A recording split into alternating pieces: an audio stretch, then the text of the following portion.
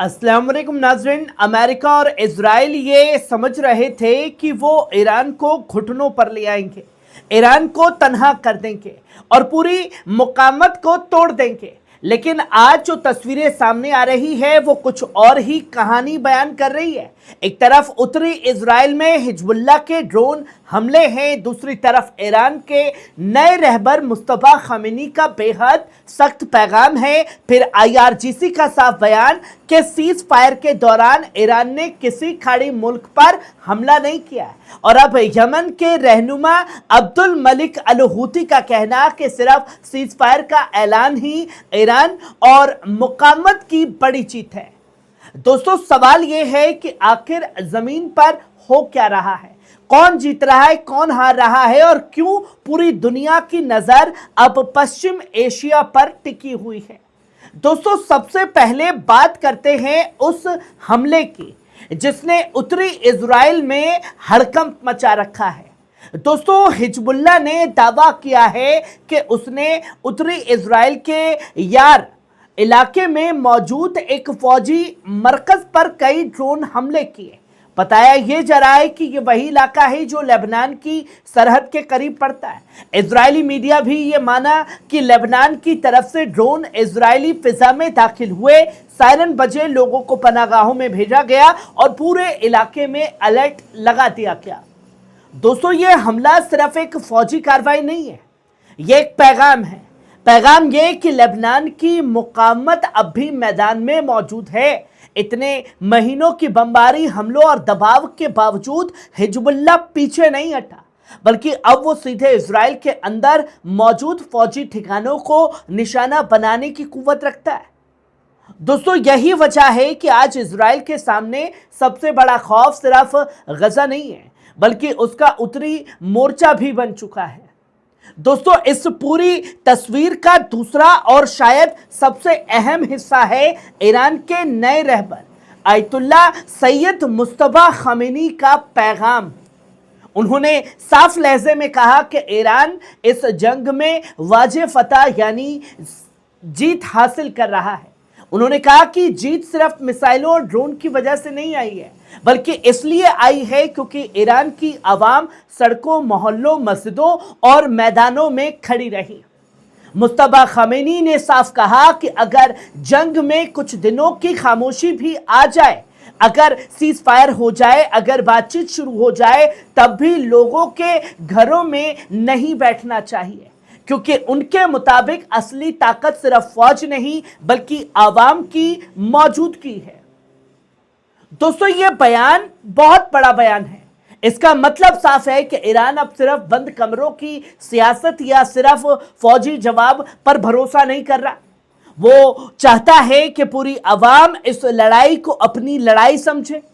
दोस्तों, मुस्तफा खामेनी ने अपने पैगाम में मिनाब के उस स्कूल का भी जिक्र किया जिस पर जंग के पहले दिन हमला हुआ था। दावा किया गया कि उस हमले में 170 बच्चियां शहीद हुई थी, जिन्होंने कहा कि उन बच्चियों और तमाम शहीदों का खून ईरान को और मजबूत बना रहा है। दोस्तों, जब कोई मुल्क अपने शहीदों को सिर्फ आंकड़ा नहीं बल्कि अपने इरादे की ताकत बना लेता है, तब उसे हराना आसान नहीं होता। लेकिन इसी बीच एक और बड़ी खबर सामने आती है। कई मीडिया रिपोर्ट्स में यह दावा किया गया कि सीज फायर के दौरान ईरान ने खाड़ी के कुछ मुल्कों पर मिसाइल और ड्रोन हमले किए, जिसमें यूएई, कुवैत, कतर, बहरीन शामिल हैं।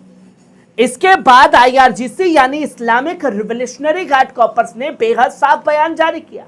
उन्होंने कहा कि सीज फायर के दौरान ईरान ने किसी भी मुल्क पर कोई हमला नहीं किया है।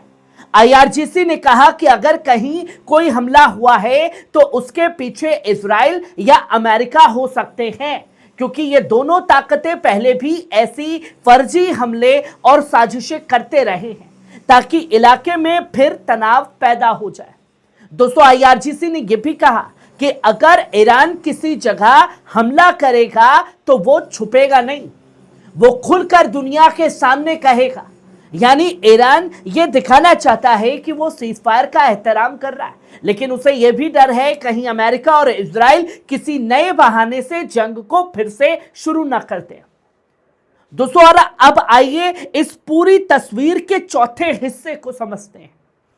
यमन के रहनुमा अब्दुल मलिक अल हूती का सख्त बयान।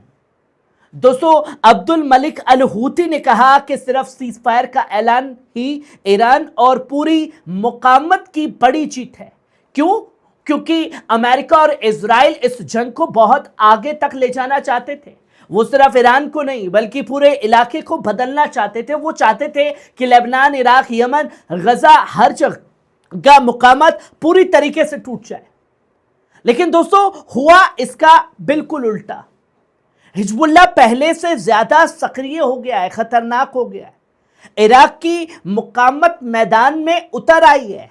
यमन ने मिसाइल और ड्रोन से हमले किए और ईरान ने पहली बार इतने बड़े पैमाने पर अमेरिका और इजरायली ठिकानों को निशाना बनाया है। अल हूती ने कहा कि यमन की कार्रवाई ने अमेरिका और इजराइल को हुर्मुज की खाड़ी इस्तेमाल करने से रोका। यानी जंग सिर्फ जमीन पर नहीं बल्कि समंदर और सप्लाई लाइन पर भी लड़ी जा रही है। दोस्तों आज पश्चिम एशिया में जो नई तस्वीर बन रही है उसमें एक तरफ अमेरिका और इजराइल है और दूसरी तरफ वो तमाम ताकतें जो कह रही हैं कि अब डर कर चुप नहीं बैठेंगे। लेकिन दोस्तों यहां एक बात समझना बहुत जरूरी है।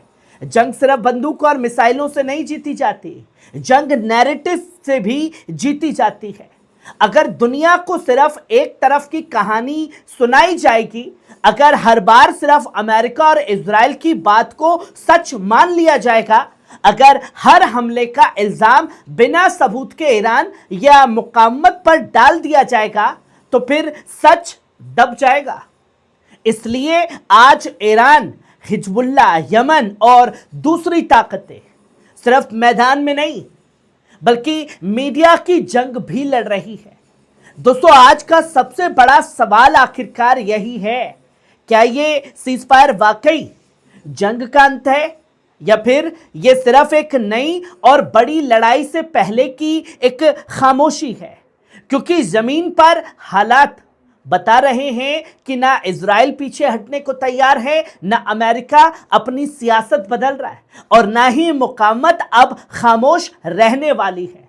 दोस्तों आने वाले दिन तय करेंगे कि पश्चिम एशिया का नक्शा कैसा होगा, लेकिन एक बात साफ है, अब ये इलाका पहले जैसा नहीं रहेगा। मैं आपसे पूछना चाहता हूं, क्या आपको यह लगता है कि यह सीज फायर सच में अमन की तरफ ले जाएगा या फिर दुनिया एक और बड़े टकराव की तरफ बढ़ रही है? अपनी राय आप लोग कमेंट में जरूर दीजिएगा और अगर आप चाहते हैं कि हम आपको इस जंग की हर छोटी बड़ी खबर सच के साथ पहुंचाते रहें तो पल पल न्यूज को जरूर फॉलो कीजिए, सब्सक्राइब कीजिए, बेल आइकॉन दबाइए ताकि हर वीडियो की नोटिफिकेशन आप लोगों तक पहुंचे। शुक्रिया।